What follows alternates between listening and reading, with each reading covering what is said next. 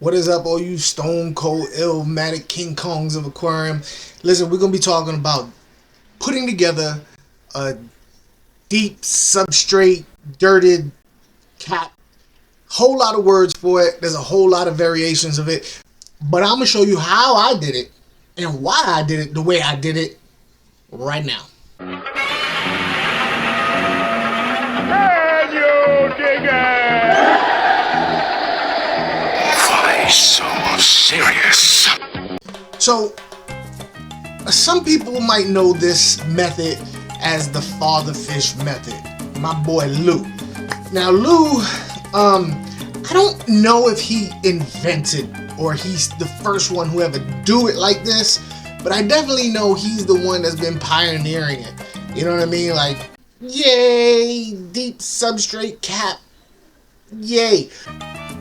And he's been doing really well at his channel doing it. I've done this method in the past, and I'm gonna be honest with you, it will make people think they are better at keeping plants than they really are. I'm not a plant dude. I wish I knew more about plants, but the fact is the type of fish I keep, not really an issue, you know. But as you can see behind me, back there, I'm working with a lot of nano tanks. So it's only natural for me to go in that nano tank, aquascaping style, planet tank stuff. And I don't want to do all of these the same, so I'm doing all of them different. This is one that I'm gonna start out with because it's one that I'm familiar with and I've done it in the past, and plus I want to have some fun with the old guys. You know what I'm saying? I don't know if it's true or not. I don't want to start rumors or anything like that. But there's something out there in the ether that says that there's a little, you know, competition, a little friendly competition between Father Fish and Dr. NOVAk. So I'm gonna do one of each. But I'm starting out with this one because it's pretty much free. Not the tank and stuff, but the stuff to put in it, the substrate style is pretty much free, and I had it on hand. So here we go. This is how I did it, step by step. And you could do it at home too. Just watch. Like I said, like 4 or 5 times already during this intro. It's cheap. In fact, in my case, it's free. I went outside and got dirt. You could do that too. Where do you get the dirt for it? You go outside. You go to Home Depot and get dirt. You can go to a plant place and get dirt. You want to stay away from dirt that has chemicals in it, like Miracle Grow and stuff like that. Although I have heard of people putting Miracle Grow as a fertilizer for their tanks. I'm not really sure about that, so I'm gonna go with just fresh old, fresh dirt. Here in Florida, the mixture of dirt is pretty much sand and peat moss type of deal. It's just a lot of rotted vegetation or old vegetation. So I don't think it has a whole lot of minerals and stuff like that. And I just happen to have this little terracotta pot. I crushed it up and put it at the bottom so that it has iron in it, and that'll give, you know, that'll go to the plant. So that's just a little something I did. You don't have to do it. It's just something I've done. I don't know if it works or not, but whatever. So now that you got your dirt, what you want to do is you want to add water to it. You're making mud pies is what you're doing. But it's very important that you don't add too much water. You should be able to make like a ball out of the mud, almost like, you know, if you was making a snowball. It has to have some type of body to it. When I did this the first time, I actually made too much water. I put too much water, and when I added the sand, that sand started falling down in between the dirt because it was so liquidy. So you want to make it kind of, you know, have some. If you could make like how you call it, hamburger patty out of it, that's exactly what you want. Now, according to Father Fish, most tanks only take an inch of dirt. So I just pretty much take my fingertip to my first little finger knuckle, and when it gets to that height, I'm good.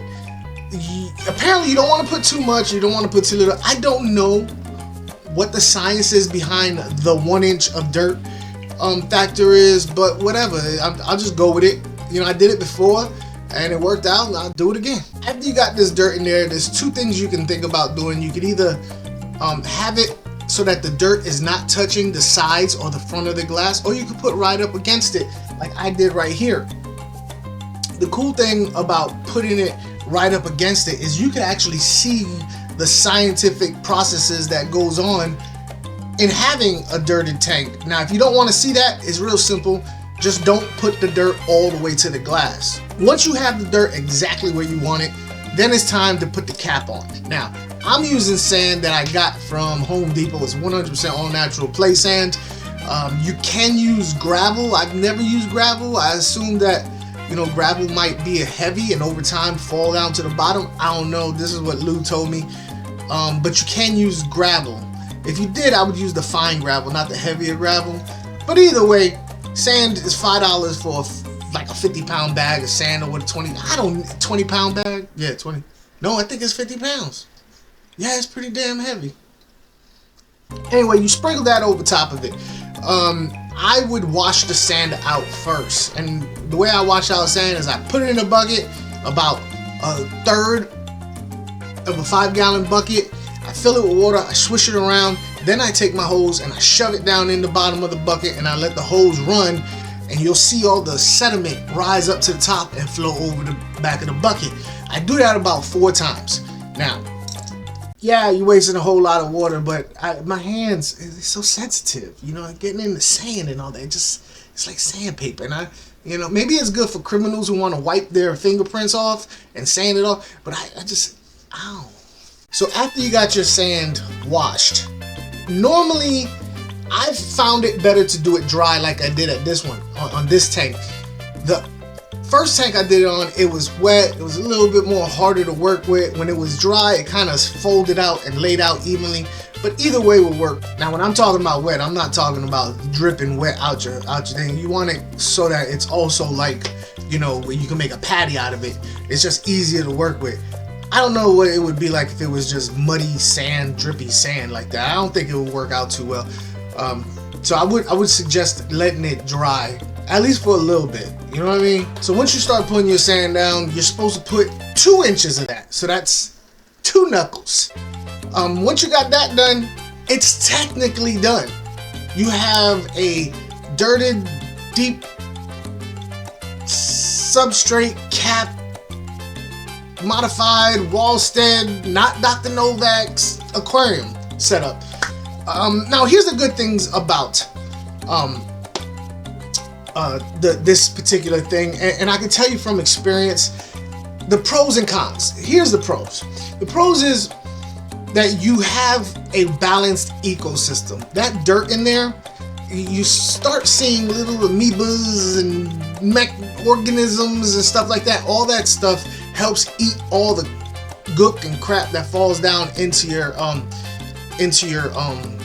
substrate. Plus, it also promotes little itty bitty things. So if you have fry or smaller fish, it's stuff that they can eat on. So it promotes weird little organisms growing, which might creep a lot of you out. But if you're looking for that natural tank, this is the best way to go, in my opinion. I've heard Dustin's from Dustin's Tanks say over and over again, you gotta feed the plants where they eat. And putting a liquid fertilizer in your water column to just get pulled out by the filter, if you have charcoal or carbon in your filter, it's cleaning that out. It doesn't really make a whole lot of financial sense. I don't think the plant gets the benefit that you're intending it to. But in this particular case, the dirt has all that nutrients, and the plant's roots are right there at the dirt, getting all that yum-yums at the source. So I feel like, as far as feeding your plants, that's an awesome way to go. I mean, you have these soils for aquariums and stuff like that say they do the same thing, but why not just use the main source, like the original? I'm just saying, that's just how I do it. I'm not sure about adding fertilizer. I really don't know what that extra nutrients will do. Now, I've always wondered about CO2. What would happen if you put CO2 in there? Because adding dirt and adding it's not the same as adding CO2. So I'm curious about that. I might do that in the future. So I won't do it in the past, because then I would have already done it. And then instead of doing dirt, I just go ahead and get me a lotto ticket. Needless to say, it provides a very stable ecosystem for your aquarium. The biggest con with having a dirty tank, and this is going to be a big one for a lot of you guys out there, is it seriously narrows down what types of fish you can have in there. I had my dirty tank. It was a 40 tall dirty tank, and everything was working great. Plants was growing. I was like, yeah, I'm a plant guy. I wasn't a plant guy, but I was saying that. At any rate, I had cichlids in there. I had Jack Dempsey's in there. I had Bichers all up in there, and they were fine. The issue came where, and this is gonna kind of gross some of you guys out, I started getting these weird little worms that would do a dance. You know what I mean? They just dance around like they was just, there was no music. There was a like that. And you could see them, and at first I thought it was, they looked like California blackworms is what they looked like. But I didn't put them in there. I don't know where they came from. They just appeared. So I was cool with that because I was like, cool, science, nature, yay. I came across, see, this is what happens when you have friends that have aquarium stores, and so you end up getting, they give you fish and you're like, no, but it's free fish, so you can't say no. He gave me a Hopalo catfish. I put the Hopalo catfish in this aquarium and everything was great until the Hopalo catfish noticed that there were worms in the dirt. So what did the Hopalo catfish do? Hopalo catfish do what Hopalo catfish do. Dug up my tank all the way to the dirty spot. When I tell you my tank looked like a toilet bowl that no one has flushed in a couple of days after eating Taco Bell, I'm telling you, it was nasty. I couldn't look at it no more without doing that. You know, it was just, it's like I had a 2-week-old floater up in that joker. It's like somebody upper deckered my tank. Looked like I had to add Pepto-Bismol to my aquarium. It was nasty.